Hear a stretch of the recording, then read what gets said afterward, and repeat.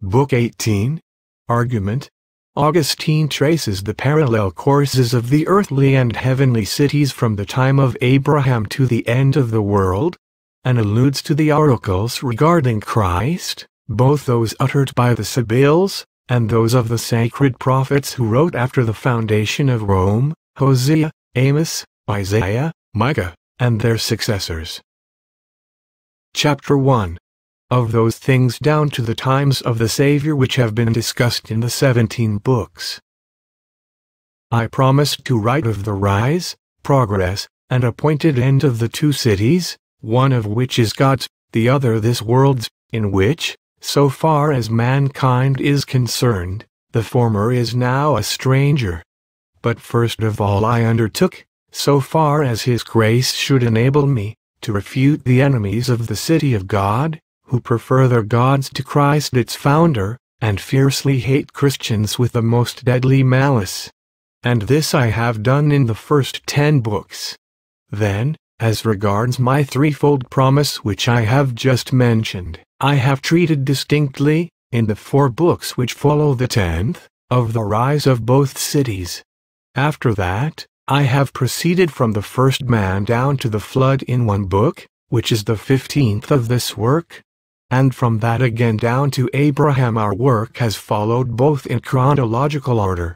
From the patriarch Abraham down to the time of the Israelite kings, at which we close our 16th book, and thence down to the advent of Christ himself in the flesh, to which period the 17th book reaches, the city of God appears from my way of writing to have run its course alone, whereas it did not run its course alone in this age. For both cities, in their course amid mankind, certainly experienced checkered times together just as from the beginning. But it did this in order that, first of all, from the time when the promises of God began to be more clear, down to the virgin birth of Him in whom those things promised from the first were to be fulfilled, the course of that city which is God's might be made more distinctly apparent, without interpolation of foreign matter from the history of the other city, although down to the revelation of the new covenant it ran its course, not in light, but in shadow. Now, therefore, I think fit to do what I passed by, and show, so far as seems necessary, how that other city ran its course from the times of Abraham, so that attentive readers may compare the two. Chapter 2. Of the kings and times of the earthly city which were synchronous with the times of the saints, reckoning from the rise of Abraham. The society of mortals spread abroad through the earth everywhere, and in the most diverse places, although bound together by a certain fellowship of our common nature, is yet for the most part divided against itself, and the strongest oppress the others, because all follow after their own interests and lusts, while what is longed for either suffices for none, or not for all, because it is not the very thing, for the vanquished succumb to the victorious, preferring any sort of peace and safety to freedom itself, so that they who chose to die rather than be slaves have been greatly wondered at. For in almost all nations the very voice of nature somehow proclaims, that those who happen to be conquered should choose rather to be subject to their conquerors than to be killed by all kinds of warlike destruction.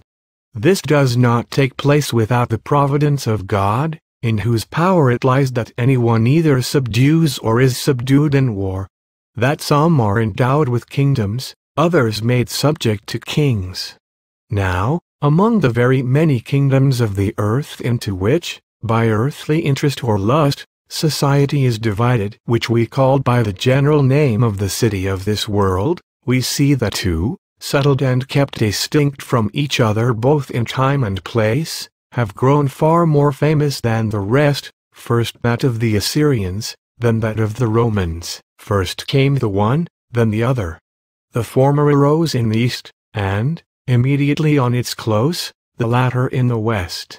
I may speak of other kingdoms and other kings as appendages of these. Ninus, then, who succeeded his father Belus, the first king of Assyria, was already the second king of that kingdom when Abraham was born in the land of the Chaldees. There was also at that time a very small kingdom of Sicyon, with which, as from an ancient date, that most universally learned man Marcus Varro begins, in writing of the Roman race. For from these kings of Sicyon he passes to the Athenians, from them to the Latins, and from these to the Romans. Yet very little is related about these kingdoms, before the foundation of Rome, in comparison with that of Assyria. For although even Sallust, the Roman historian, admits that the Athenians were very famous in Greece, yet he thinks they were greater in fame than in fact, for in speaking of them he says, "The deeds of the Athenians, as I think, were very great and magnificent, but yet somewhat less than reported by fame. But because writers of great genius arose among them, the deeds of the Athenians were celebrated throughout the world as very great. Thus the virtue of those who did them was held to be as great as men of transcendent genius could represent it to be by the power of laudatory words. This city also derived no small glory from literature and philosophy, the study of which chiefly flourished there. But as regards empire, none in the earliest times was greater than the Assyrian, or so widely extended. For when Ninus the son of Bulas was king, he is reported to have subdued the whole of Asia, even to the boundaries of Libya, which as to number is called the third part, but as to size is found to be the half of the whole world. The Indians in the eastern regions were the only people over whom he did not reign. But after his death Semiramis his wife made war on them. Thus it came to pass that all the people and kings in those countries were subject to the kingdom and authority of the Assyrians, and did whatever they were commanded. Now Abraham was born in that kingdom among the Chaldees, in the time of Ninus. But since Grecian affairs are much better known to us than Assyrian, and those who have diligently investigated the antiquity of the Roman nation's origin have followed the order of time through the Greeks to the Latins, and from them to the Romans, who themselves are Latins, we ought on this account, where it is needful, to mention the Assyrian kings, that it may appear how Babylon, like a first Rome, ran its course along with the city of God, which is a stranger in this world. But the things proper for insertion in this work in comparing the two cities, that is, the earthly and heavenly, ought to be taken mostly from the Greek and Latin kingdoms, where Rome herself is like a second Babylon. At Abraham's birth, then, the second kings of Assyria and Sicyon respectively were Ninus and Eurypus, the first having been Bulas and Agilius. But when God promised Abraham, on his departure from Babylonia, that he should become a great nation, and that in his seed all nations of the earth should be blessed, the Assyrians had their seventh king, the Sicyons their fifth. For the son of Ninus reigned among them after his mother Semiramis, who is said to have been put to death by him for attempting to defile him by incestuously lying with him.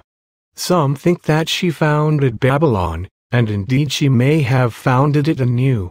But we have told, in the 16th book, when or by whom it was founded. Now the son of Ninus and Semiramis, who succeeded his mother in the kingdom, is also called Ninus by some, but by others Ninias, a patronymic word. Tiliction then held the kingdom of the Sicyons. In his reign times were quiet and joyful to such a degree, that after his death they worshipped him as a god by offering sacrifices and by celebrating games, which are said to have been first instituted on this occasion.